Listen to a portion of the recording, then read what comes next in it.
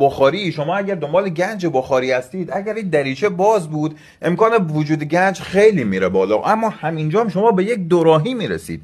اگر شما در کنار بخاری بالش رو داشتید، این بالش نشونه چیه؟ نشونه اینه که خان بزرگ اینجا لم میداده و بارش رو اینجا جاساز میکرده. کجا؟ دقیقا اینجا. ببین کار واسه شما راحته، خان اینجا دستشو میذاشته و بار رو اینجا قایم میکرده. اما شما ببین یه دوراهی دیگه هم هست. شما اگر جغن رو داشتید، اگر جغن نبود بار اینجاست، اما اگر شما جغن رو داشتید میاد نگاه میکنید میبینید که دقیقا داره کجا رو نشون میده، کجا رو نشون میده؟ داره سمت پایه ها رو، بچه ها ببینید داره پایه ها رو نشون میده. یعنی چی؟ یعنی شما باید پیش برید به سمت پایه ها.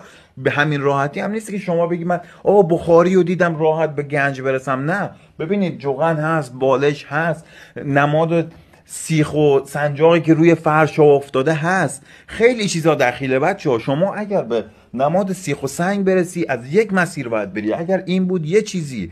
اما ببینید بچه ها، احتمال وجود بار بازم میگم توی بخاریان 99 به بالاست، مگر اینکه موکل اون دوروبر باشه. اگر موکل و صاحب بار اون دوروبر بود اصلا سمتش نرید، اصلا، چون احتمال خطر مرگ